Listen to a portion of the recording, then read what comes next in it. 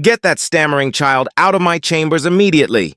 Judge Harrison Pierce's gavel crashed down with the force of a gunshot, his finger jabbing toward 10-year-old Jasmine Matthews like an accusation. The observation gallery erupted, not in gasps of concern, but in cruel, rolling laughter. This is what qualifies as legal representation now. A man in an expensive suit called out, his voice dripping with contempt. A little girl who can't even speak straight? Pathetic, someone mimicked, drawing out the stutter in a high-pitched, mocking tone. More laughter rippled through the crowd. The court bailiff, a mountain of a man named Hendricks, moved toward Jasmine with deliberate menace. His shadow fell across the small girl like a threat made physical. Come on, kid. Your little dress-up game is over. Time to go home and play with dolls. Jasmine's mother, Elena Matthews, broke from her seat, desperation carved into every line of her exhausted face. Please! She knows what she's doing. She's been studying for months. Enough! Pierce's voice filled the ornate courtroom like thunder rolling through a valley.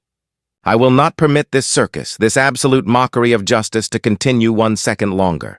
Bailiff, remove this child before I hold both of them in contempt. This is a courthouse, not a playground.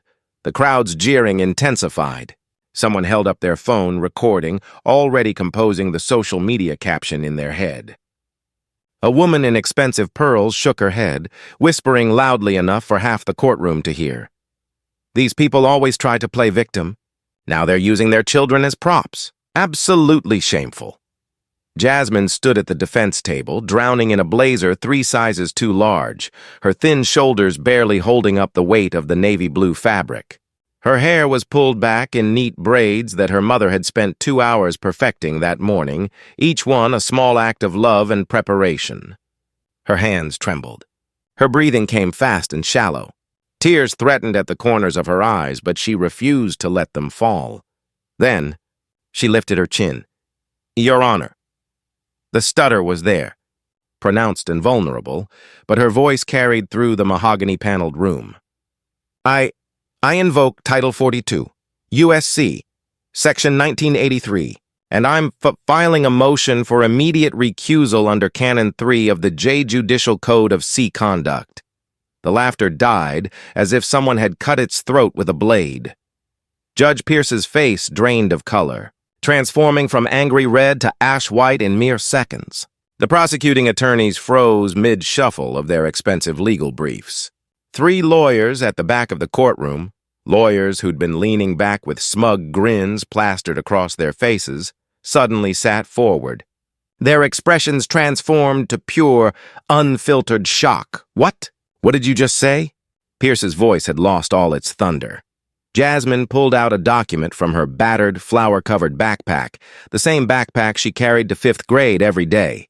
Her hands still shook, but her eyes, those dark, intelligent eyes, were laser-focused, burning with the intensity that belonged to someone decades older. I said, I'm filing for your recusal, Your Honor, because you've been taking bribes from Grandview Development Corporation, the same company that's trying to evict my M-Mom and 47 other families from their homes. And I can prove every single dollar.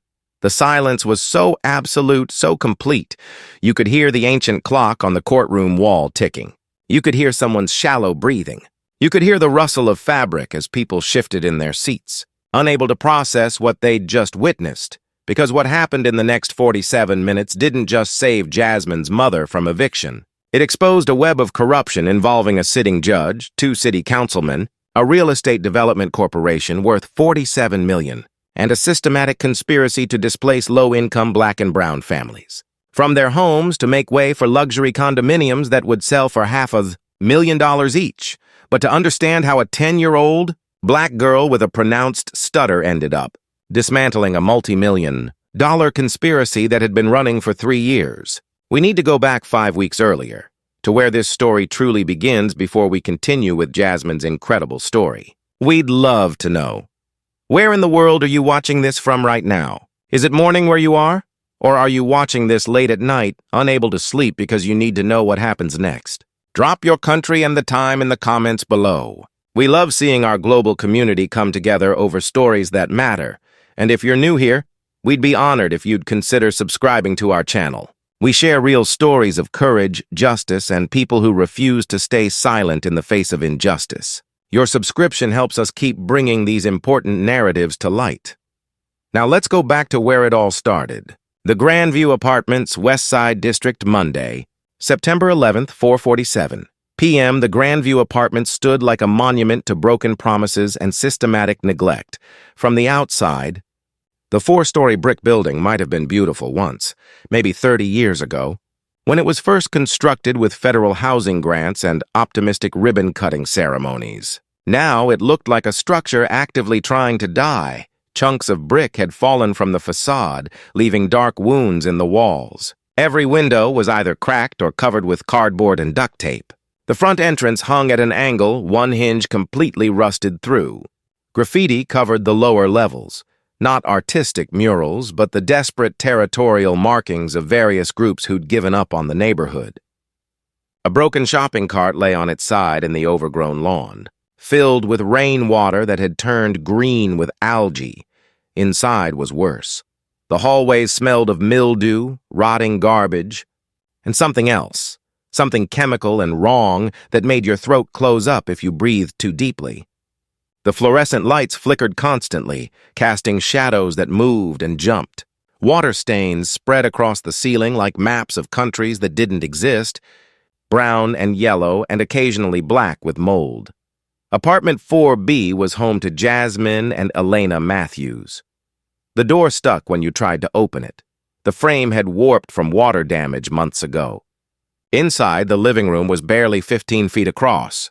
Peeling wallpaper hung in strips, revealing layers beneath. Floral patterns from the 70s. Plain beige from the 80s. And now, the current layer of faded blue that was actively surrendering to gravity. Black mold crept up the corners like living shadows, spreading its toxic fingers across the walls in patterns that looked almost deliberate.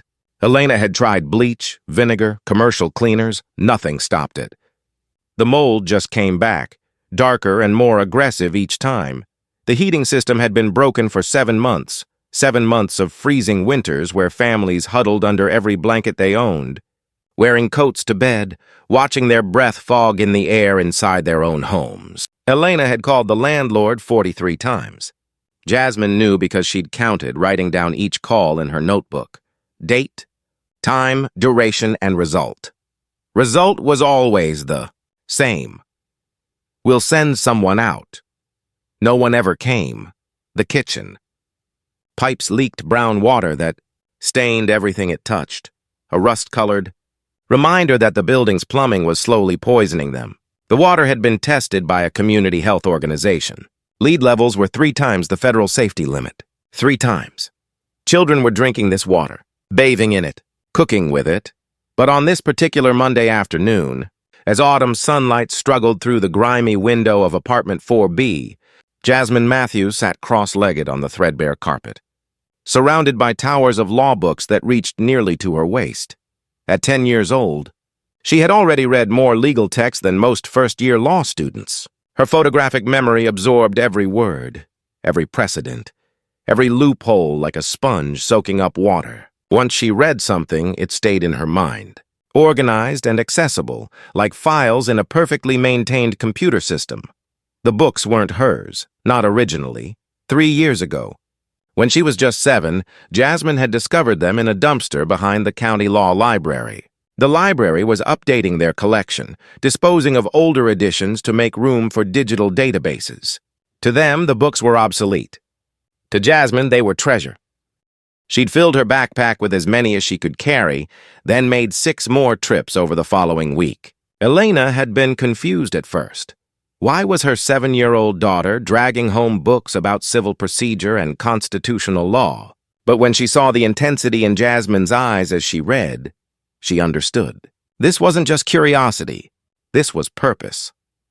While other kids her age collected dolls, trading cards, or followed the latest streaming shows, Jasmine collected legal knowledge.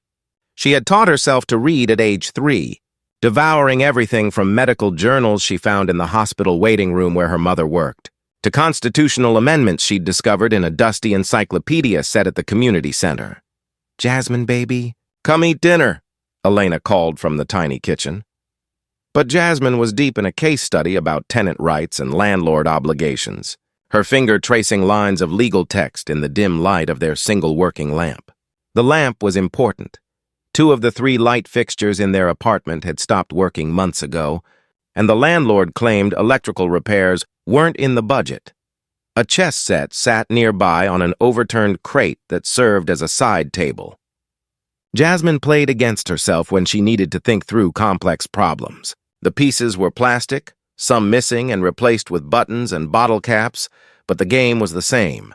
She'd taught herself chess at age 8 from a book at the library, and discovered that legal strategy and chess strategy operated on similar principles.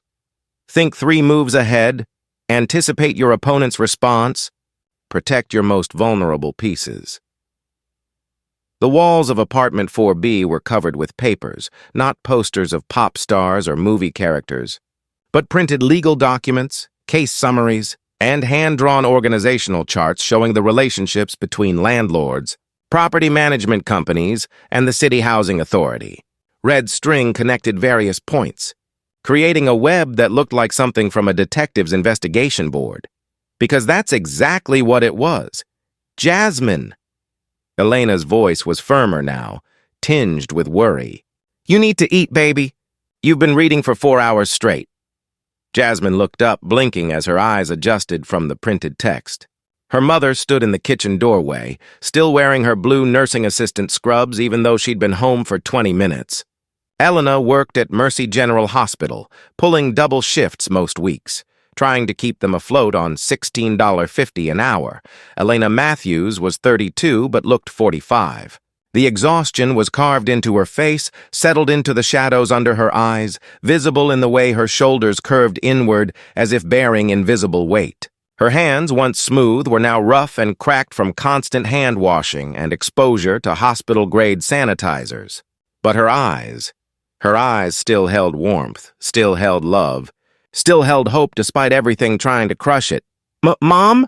Jasmine said, her stutter always more pronounced when she was tired or excited. I found something. In this C case from 1972, Johnson versus Martinez. It's about implied warranty of HIA habitability. Elena walked over, her steps slow, her body remembering the 12-hour shift she'd just completed. She sat on the floor next to her daughter, wincing as her knees creaked. What does that mean, baby? Jasmine's eyes lit up. They always did when she was explaining legal concepts. The stutter barely touched her voice when she was in teacher mode. Focused and passionate, it means that when someone rents an apartment, there's an automatic promise, a warranty, that the place is safe to live in. The landlord has to provide heat, clean water, no mold, no health hazards. They have to maintain the property. And if they don't? Jasmine tapped the book with her finger. The tenants can withhold rent, demand repairs, or even sue for damages. Elena's expression shifted from tired to wary. Jasmine, we've been through this. Mr. Davidson is a powerful man. He owns 40 buildings in this city. He has lawyers, expensive lawyers. We can't afford to fight him. We don't need money to fight him, Mom. We need to be right, and we are right. Baby. Elena reached out, gently closing the law book in Jasmine's lap. I love that you're smart. I love that you care. But the world doesn't work the way it does in books. People like Mr. Davidson, people like Judge Pierce, they protect each other. They have systems in place, systems that people like us... She didn't finish the sentence. She didn't have to. People like us, black, poor, powerless. Jasmine understood what her mother meant. She was young, but she wasn't naive. She'd seen how people looked at them. She'd heard the comments at school, the assumptions made by teachers, the way store security guards followed her mother through shops. She knew the weight of being underestimated, dismissed, made invisible. But she also knew something else. The law, when used correctly, was supposed to be blind to all of that. A sharp knock on the door made them both jump. Elena stood slowly, her face tightening with worry. It was after 5. Mail had already come. No one they knew would visit without calling first, and their cell phone had been disconnected last week, another bill they couldn't pay. Who is it? Elena called through the door. Registered mail. Need a signature. Elena opened the door to find a man in a postal uniform holding a clipboard and a large manila envelope. She signed where he indicated, her hand trembling slightly. The man didn't make eye contact, just handed over the envelope and left. Elena stared at the return address. Her face went pale. Mom? Jasmine stood up, legal instincts already firing. What is it? Elena opened the envelope with shaking hands. Inside was a legal document, official and cold, printed on expensive paper with a law firm's letterhead embossed at the top. Whitmore, Schmidt and Davidson Legal Associates. The words at the top of the document were in bold, impossible to miss. Elena read aloud, her voice breaking. You are hereby notified that you have 30 days to vacate Apartment 4B of the Grandview Apartments complex. Failure to comply will result in forcible removal by the County Sheriff's Department. Reason for eviction: violation of lease agreement, Section 12, subsection D, property damage and unsanitary conditions. Property damage? Jasmine's voice rose, sharp with indignation. We didn't damage anything. The mem mold was here when we moved in. The pipes, the heating, all of it was broken before us. Elena sank onto their worn couch, the eviction notice trembling in her hands. They're blaming us for the problems they refuse to fix. And we can't prove otherwise. We have no documentation, no inspection reports. Yes, we do. Jasmine was already moving, pulling out a cardboard file box from under her makeshift desk. I've been de-documenting everything for 18 months. Elena looked up, shocked. What? Jasmine opened the box, revealing its contents. Hundreds of photographs taken on their old smartphone, printed at the library for 10 cents each. Pictures of the mold, time-stamped. Pictures of the brown water running from their tap, dated. Pictures of the broken heating unit in the basement marked with location data. Copies of every email Elena had sent to the property management company. Records of every phone call, dates, times, summaries of conversations. When you told me about the mold getting worse last year, I started taking pictures. Every week. Same spots, same angles to show progression. I documented every repair request you made. I filed 3 formal complaints with the City Housing Authority using forms I found online. Jasmine was pulling out papers now, organized in folders with color-coded labels. I created a timeline. I cross-referenced our lease with city housing codes. Mom, they violated 17 different health and safety regulations. Elena stared at her 10-year-old daughter, this brilliant, impossible child, and felt tears streaming down her face. Pride and terror mixed together. Jasmine, baby, even with all this, we can't afford a lawyer. I know. Jasmine met her mother's eyes. That's why I'm going to be your lawyer. Sweetheart, you're 10 years old. I know, but there's no law that says I can't represent you. I looked it up. The Sixth Amendment guarantees right to counsel, but it doesn't specify age requirements for civil cases. In criminal cases, yes, but this is civil. I can file as your representative. I can argue the case. Elena wiped her tears, trying to be the parent, trying to protect her child from the crushing weight of reality. They'll never allow it. The judge will dismiss us immediately. Maybe, but maybe not. And if they try, I'll cite every precedent that supports my right to be there. I'll make them say no on the record. I'll make them show exactly how the system works. Jasmine's voice was steady now, determined. Mom, they're not just evicting us. Look at this. She pulled out a hand-drawn map of the Grandview Apartments complex with each unit marked. Red X's covered most of the units. In the last 2 years, 47 families have been evicted from this building, all of them Black or Latino. All of them got similar notices, blaming them for damage that was pre-existing. And you know what happened to the building after they left? Elena shook her head. Nothing. It's still falling apart. Still toxic. Still dangerous. The landlord isn't fixing anything because he doesn't need to. There's something else going on. What do you mean? Jasmine pulled out a newspaper clipping from 3 months ago. The headline read, Luxury Development Planned for West Side District, Grandview Properties Under Consideration. They want our land, Mom, this whole area. They want to tear down these apartments and build expensive condos. But first they need to get rid of us. So they're using evictions, making it look like it's our fault, like we're the problem. Then when the building is empty, they can claim it's condemned, tear it down, and make millions. Elena looked at her daughter, really looked at her, and saw not a child playing lawyer, but a warrior preparing for battle. Jasmine, if you're right, if this is really what's happening, these people are dangerous. They have money, power, connections. They could make our lives even worse than they already are. Jasmine walked over to her mother and took her hands. Her fingers were small, delicate, but her grip was firm. Mom, you work a 16 hours some days to keep us in this apartment. You skip meals so I can eat. You wear shoes with holes in them so I can have school supplies. You've fought for me every single day of my life. Her voice cracked with emotion. Please let me fight for you. Just this once. Elena pulled her daughter into a fierce hug, breathing in the smell of her hair, shampoo and library books and determination. Okay, she whispered. Okay, baby. We'll fight. Jasmine pulled back, and Elena saw something in her eyes that was both beautiful and heartbreaking. A childhood ending, replaced by purpose.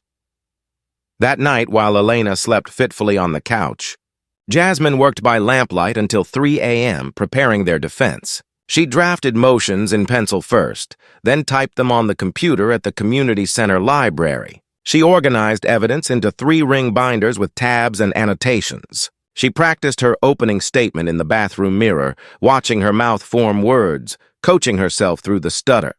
Your Honor, Your Honor. Your Honor?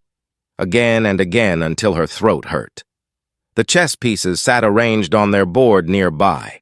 Jasmine stared at them, thinking about strategy. In chess, the queen was the most powerful piece, but the pawns, underestimated and small, could change the entire game if they reached the other side of the board. She was a pawn. But she'd been studying the board her whole life, and she was ready to move. The West Side Community Center smelled like old coffee, floor polish, and hope struggling against impossible odds. Jasmine pushed through the heavy double doors, her backpack weighing her down like an anchor. Inside were 7 library books on civil procedure, her evidence binders, and the eviction notice that she'd read so many times the paper had gone soft at the creases. The center was a converted warehouse, high ceilings with exposed pipes, fluorescent lights that hummed constantly, and mismatched furniture donated by churches and businesses over the years. But it was warm. It was safe. And most importantly, it had free computer access and a retired public defender named Thomas Chen who volunteered every Thursday afternoon. Mr. Chen sat at his usual corner table, a stack of legal aid pamphlets beside him and reading glasses perched on his nose. He was 72, with silver hair and hands that shook slightly from Parkinson's. But his mind was sharp as broken glass. Jasmine. He looked up as she approached, his expression shifting from welcoming to concerned. You look like you're carrying the weight of the world today. More like 30 days. Mr. Chen. She dropped her backpack on the table with a thud and pulled out the eviction notice. He read it in silence, his jaw tightening with each line. When he finished, he removed his glasses and rubbed his eyes. Grandview Apartments? That's the 4th eviction notice I've seen from that property this month. 47 in 2 years, Jasmine corrected, pulling out her documentation. All B Black or Latino families, all blamed for pre-existing damage. And look at this. She spread out a series of documents across the table, like a card dealer revealing a winning hand. Property tax records, business licenses, corporate filings, and a photograph she'd taken outside the courthouse last week. Mr. Chen leaned forward, his eyes widening as he processed what he was seeing. Is this Judge Harrison Pierce entering a restaurant with Marcus Davidson, owner of Grandview Properties, and City Councilman Robert Torres? I took this photo last Tuesday. They had lunch together for 2 hours. Jasmine pointed to another document. Judge Pierce's wife, Catherine Pierce, sits on the board of directors for Grandview Development Corporation. That's D. Davidson's luxury housing company. And this property transfer record shows that Pierce owns an LLC that sold land to Grandview for 3 times market value last year. Mr. Chen sat back, his face grave. Jasmine, this is a conspiracy. Corruption at multiple levels. I know. And my mom's eviction hearing is in front of Judge Pierce in 4 weeks. You need a lawyer. A real lawyer. This is too big, too dangerous. We can't afford one. Jasmine's voice was steady despite the stutter. Our insurance doesn't cover legal fees. The free legal aid clinic has a 6-month waiting list. And even if we could wait, by then we'd already be evicted and homeless. Mr. Chen studied her face. This remarkable child who read legal precedents the way other kids read comic books. He'd known Jasmine since she was 7, when she first wandered into the community center clutching a book about constitutional law that was bigger than her torso. He'd thought it was curious at first. Then, as weeks turned to months and he watched her devour legal concepts that confused law students, he realized he wasn't dealing with curiosity. He was witnessing something extraordinary. Jasmine had a photographic memory, but that wasn't the half of it. She understood legal strategy instinctively, saw connections and patterns that took others years of practice to recognize. Her mind worked like a chess master's, always 3 moves ahead, anticipating counter-arguments before they were made. "What are you thinking?" Mr. Chen asked carefully. Jasmine met his eyes. "I'm thinking I represent my mom myself. I file the response to the eviction, present our evidence, and expose Judge Pierce's corruption in open court. Jasmine, you're 10 years old, and my mom is 32 years old and about to be homeless because a corrupt judge is taking bribes." Her voice didn't rise, but the intensity in it cut through the room. "Age doesn't change the facts, Mr. Chen. It doesn't change what's right." Mr. Chen was quiet for a long moment, wrestling with his conscience. As a lawyer, even a retired one, he should discourage this. It was impossible, reckless, potentially traumatic for the child. The system would crush her. But as someone who'd spent 40 years watching that same system fail people who looked like Jasmine, who lived in places like Grandview Apartments, who had everything except money and power, he understood her determination. "If you're going to do this," he said finally, "you need to be perfect. Not good, perfect. They'll look for any reason to dismiss you, to make you seem foolish. The judge, the opposing lawyers, even some of the people in that courtroom, they'll want you to fail. I know. Your stutter, they'll use it against you. They'll mock you. I know. And even if you present everything correctly, even if your evidence is irrefutable, they might rule against you anyway. Because the system protects people like Pierce, then I'll appeal. And if they block that, I'll go to the media. I'll go to the state attorney general. I'll go to federal court if I have to." Jasmine's hands were shaking now, but not from fear. From pure, focused determination. "Mr. Chen, they think we're powerless. That's their mistake." He smiled then, sad but proud. "Your father would be proud of you." Jasmine's expression softened. Her father, Marcus Matthews, had died 3 years ago in a construction accident. Faulty equipment, inadequate safety measures, a company that valued profit over worker protection. The lawsuit went nowhere. The company had better lawyers. That's when Jasmine started reading law books. "Okay," Mr. Chen said, pulling his laptop closer. "Let's build your case. And Jasmine, don't hold back. If we're going to fight, we fight to win." For the next 4 hours, they worked. Mr. Chen guided her through proper legal formatting, helped her strengthen her arguments, and played devil's advocate so she could practice her responses. He taught her courtroom procedure, the unwritten rules of legal combat, and how to stay calm when under attack.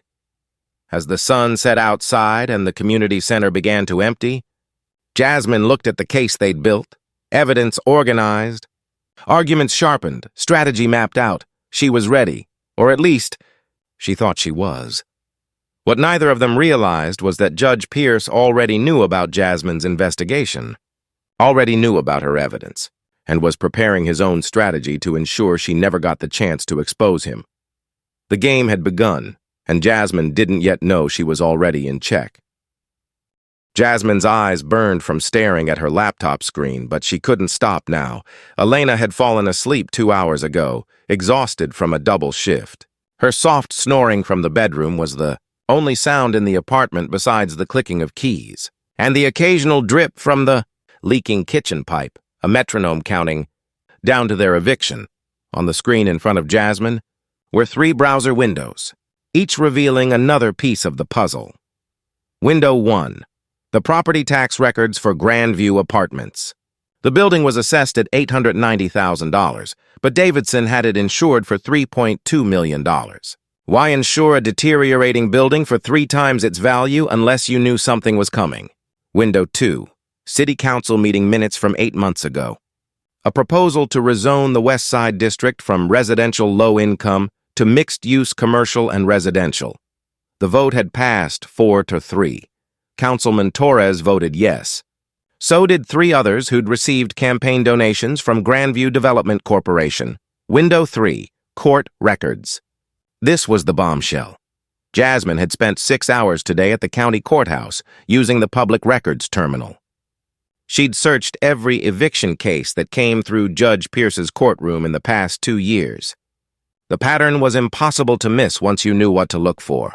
47 eviction cases, 47 families displaced. Every single case involved properties owned by Marcus Davidson or his shell companies. Every single case ruled in favor of the landlord.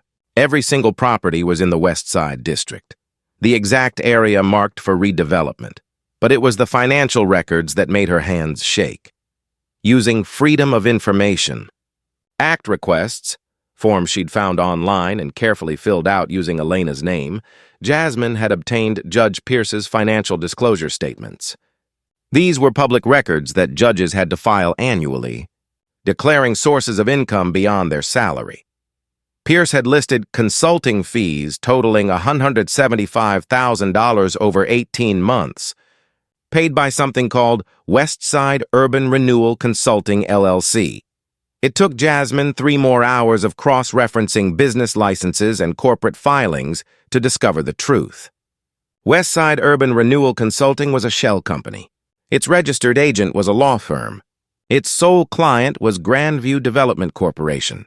Judge Pierce had taken $175,000 in bribes, laundered through a fake consulting company, to systematically evict families and clear the way for luxury development.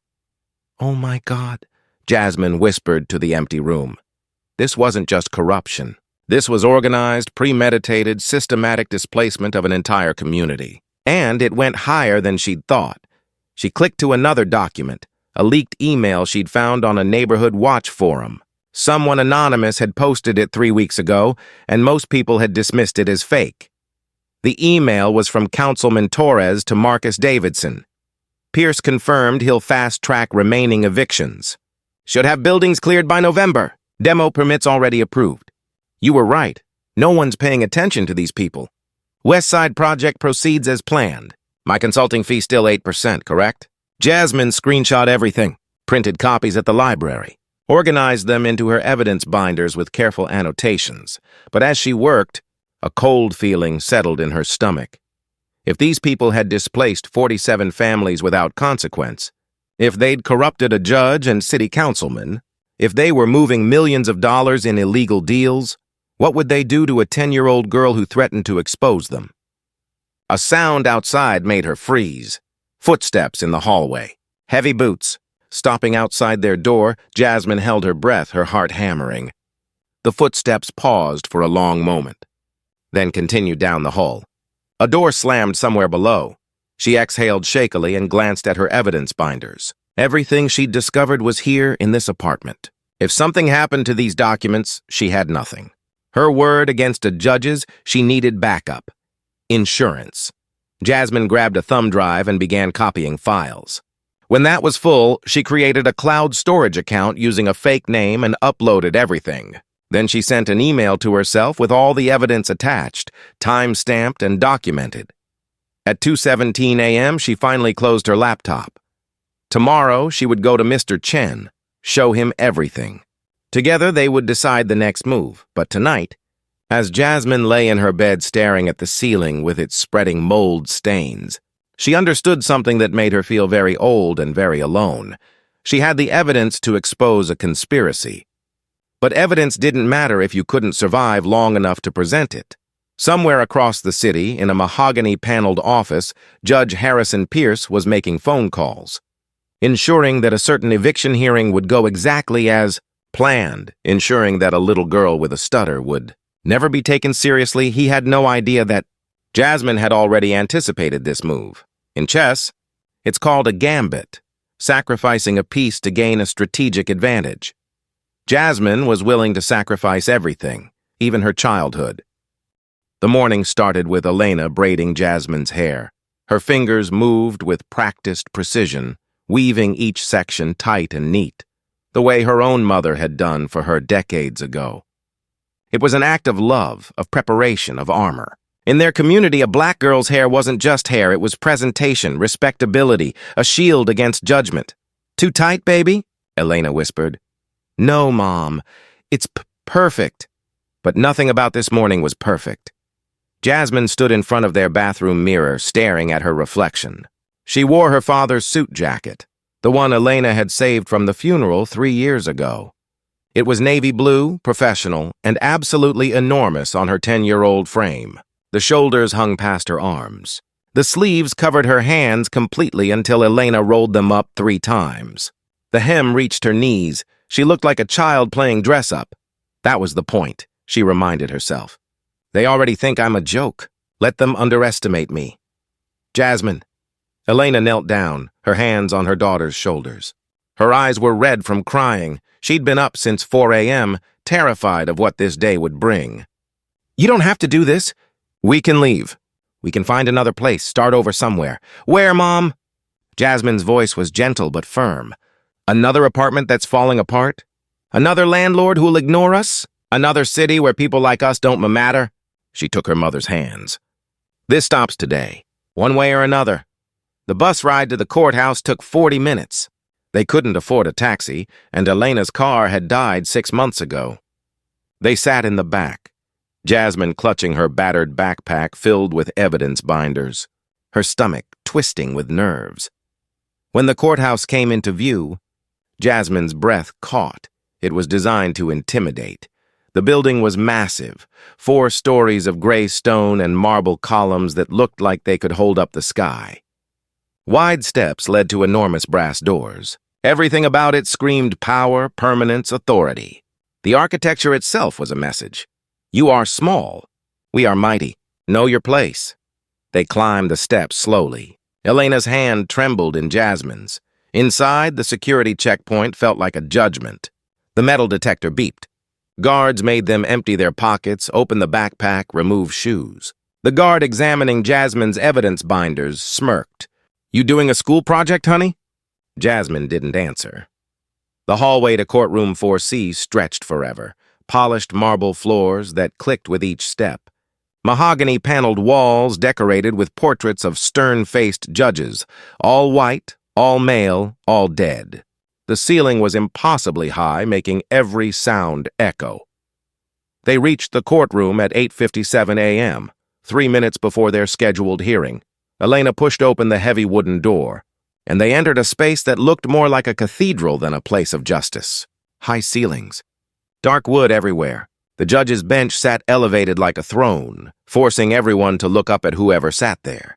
Behind it, an American flag and a state flag hung motionless. The gallery was already half full, and then disaster struck. Elena's phone buzzed. She looked at the screen and her face went pale. No, what? Mom, what is it? It's Mr. Patterson, our lawyer. Elena's voice broke. He's not coming. He says he has a family emergency and can't represent us today. He's sending his apologies and, she scrolled frantically. He's recommending we request a continuance and find new representation. Jasmine's mind raced. A continuance would mean weeks of delay. By then, their eviction deadline would pass. They'd be on the streets before they ever got back in front of a judge. It's not a family emergency, Jasmine said quietly. They got to him. Davidson or Pierce or someone. They pressured him to drop us. Jasmine, what do we do? You can't. I know you've prepared, but without a real lawyer, I am a real lawyer. For today, at least. Jasmine stood up straighter, adjusting the enormous jacket. Mom, we're out of options. It's me or nothing. Elena looked at her daughter, this impossible, brilliant, brave child, and felt her heart breaking and swelling with pride at the same time. Okay, she whispered. Okay, baby. Let's do this. They moved to the defense table. Jasmine carefully unpacked her binders, arranging them in order.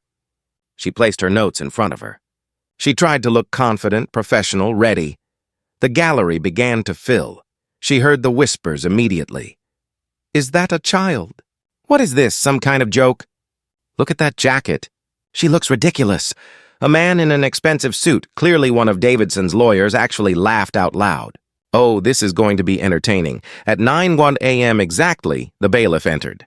Hendricks was 6'4", built like a linebacker, with a face that looked carved from granite.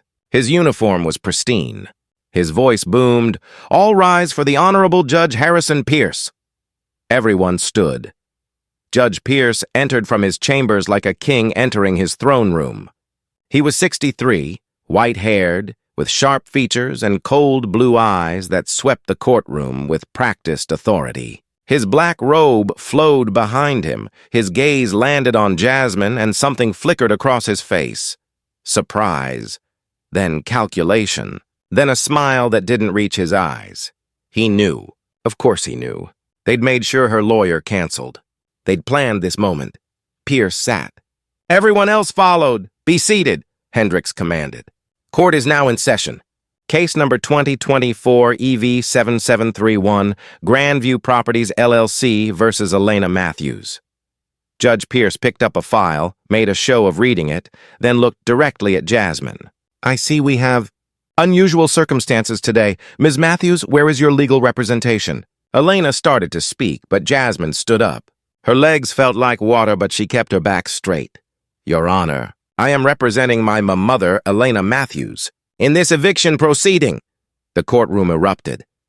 Laughter rolled through the gallery like a wave. Someone actually clapped, slow, mocking claps that echoed off the marble. "Oh my God, this is priceless," a woman in pearls stage whispered.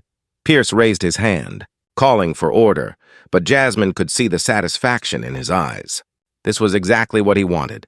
A spectacle, a joke, something he could dismiss quickly and move on. "Young lady," Pierce said, his voice dripping with condescension, "this is a legal proceeding, not a school play. I appreciate your enthusiasm, but you cannot represent anyone in my courtroom.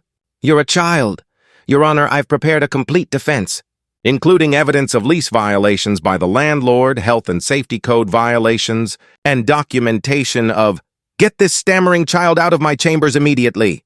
Pierce's gavel crashed down like a gunshot, his finger jabbing toward Jasmine.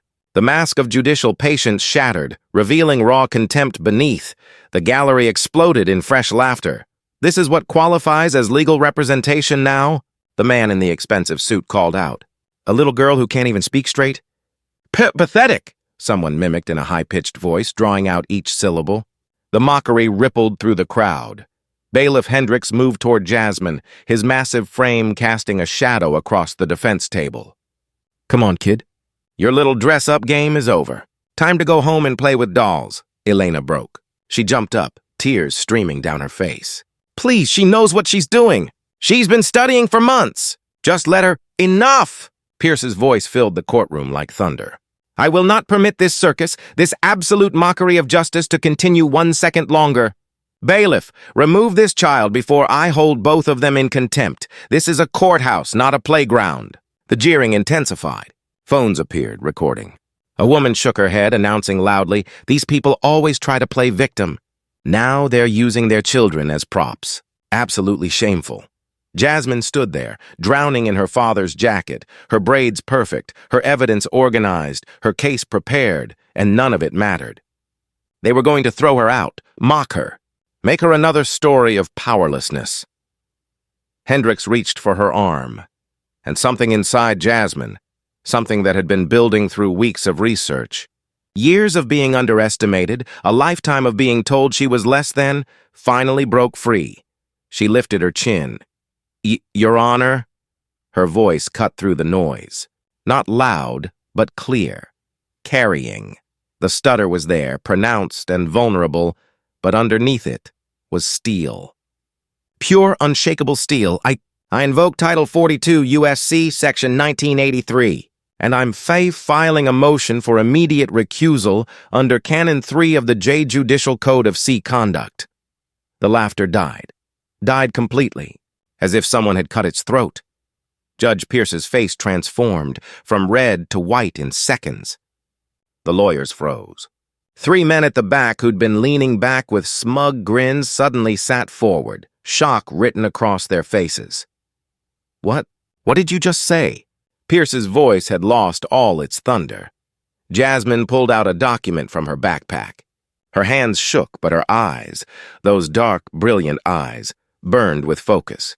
I said, I'm filing for your recusal, Your Honor. Because you've been taking bribes from Grandview Development Corporation, the same company that's trying to evict my M-Mom and 47 other families. And I can prove every single dollar? The silence was absolute. You could hear the clock ticking. You could hear someone's shallow breathing. You could hear the entire courtroom holding its breath. Because a 10-year-old girl had just accused a sitting judge of corruption, and she had receipts. The silence lasted exactly 4 seconds. Then chaos exploded. Order! Order in this court! Judge Pierce's gavel slammed repeatedly, but his hand was shaking. His face had gone from white to a splotchy red, sweat beading on his forehead despite the cool courtroom air. The gallery erupted in confused murmuring. Lawyers were on their feet. The court reporter's fingers froze above her stenography machine. This is absurd! The lead attorney for Grandview Properties, a man named Vincent Walsh with silver hair and a $3,000 suit, jumped up.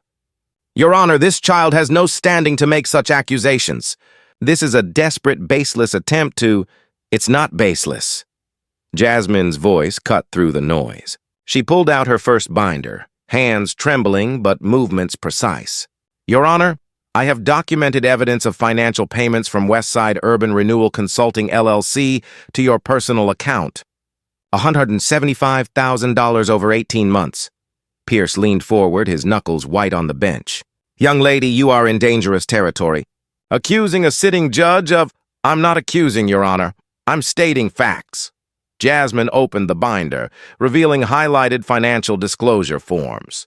These are your own financial statements filed with the Judicial Ethics Commission. Public record. Line 47, consulting fees. And here, she pulled out another document, is the business registration for Westside Urban Renewal Consulting. Registered agent, Whitmore, Schmidt, and Davidson Legal Associates. The same firm representing Grandview Properties today. Vincent Walsh's face went pale. Your Honor, I move to strike these documents. The chain of custody is questionable, and a child cannot possibly understand. I understand that Westside Urban Renewal Consulting, LLC has only one client, Jasmine continued, her stutter fading as she gained momentum. Grandview Development Corporation. And I understand that this company has no actual business operations, no employees, no office. It exists only to funnel money to you while you systematically rule in favor of Grandview in every eviction case that comes before you. She pulled out her meticulously organized chart, the A1 that had covered her apartment wall. 47 eviction cases in 2 years. 47 families. Every single property owned by Marcus Davidson or his shell companies. Every single case ruled in your favor. Every single property located in the West Side District, which is now approved for luxury redevelopment.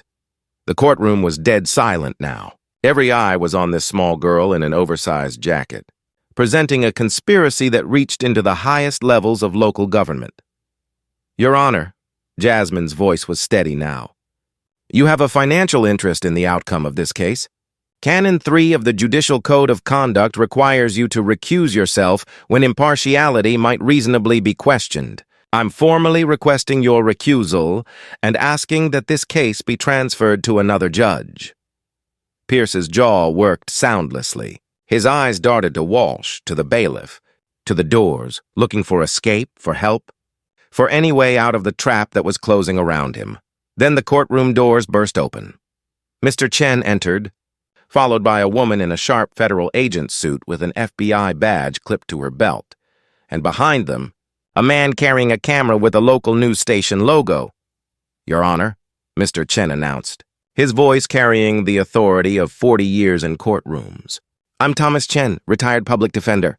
I've been advising Ms. Matthews on this case, and I've also been coordinating with the FBI's Public Corruption Unit for the past 72 hours. The FBI agent stepped forward. Agent Sarah Reeves, Federal Bureau of Investigation. Judge Pierce, we have a warrant for your financial records and electronic communications.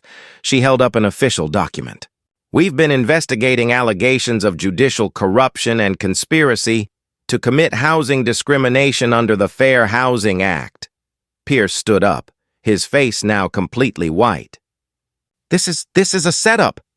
I've done nothing wrong. Then you have nothing to worry about, Agent Reeves said calmly. But I'm advising you to retain counsel immediately. Vincent Walsh was already moving toward the exit. But two more agents blocked the doors. Jasmine watched it all unfold, the judge she'd been terrified of now crumbling. The lawyers who'd mocked her now scrambling. The system that was supposed to crush her now turning on those who'd corrupted it. Elena pulled her daughter into her arms, sobbing with relief and pride and disbelief.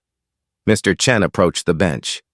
Your Honor, given the circumstances, I move for immediate dismissal of the eviction case against Elena Matthews and request an emergency review of all eviction proceedings you've overseen.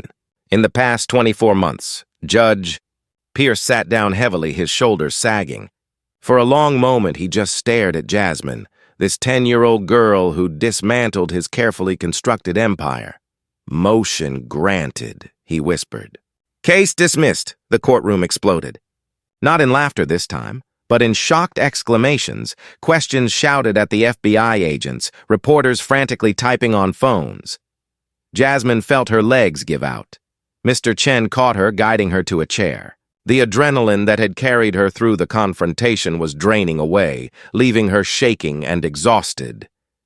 You did it, Mr. Chen whispered. You actually did it.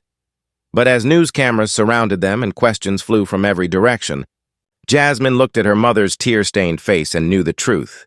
This wasn't victory. Not yet. This was just the beginning.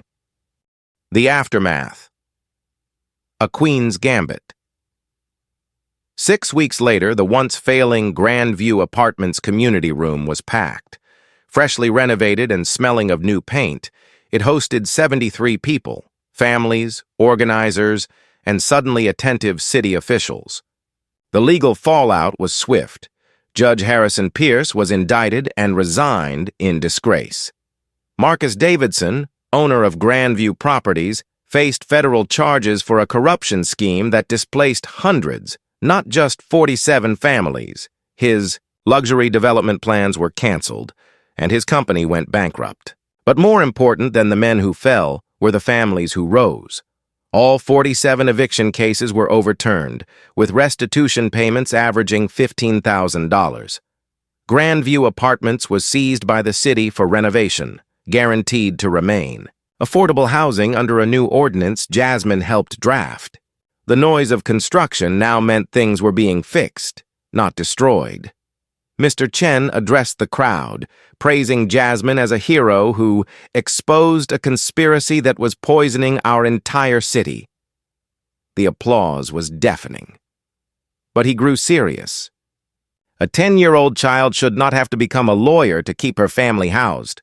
The fact that the system failed so completely that a child was our last hope, that should shame every adult in this city. Jasmine, overwhelmed by national attention, therapy, and her newfound fame, still kept her grace. She met a 7-year-old girl named Destiny who called her my hero in a crayon drawing. You can be anything, Jasmine told her. Later, walking back to their newly cleaned apartment, Elena asked her daughter what she was thinking. About how many other families are still out there, Jasmine said. This was just one building. It's happening everywhere. You can't save everyone, Elena told her. I know. But someday when I'm a real lawyer, I'm going to help people who don't have a voice. You already gave them a voice, baby. No, Mom. I just showed them their voice mattered. There's a difference. Sitting by the window that evening, Jasmine picked up a pawn from her chess set. She had moved the smallest, most underestimated piece all the way across the board. In chess, a pawn that reaches the other side becomes a queen. The game was far from over, but she was no longer afraid to play.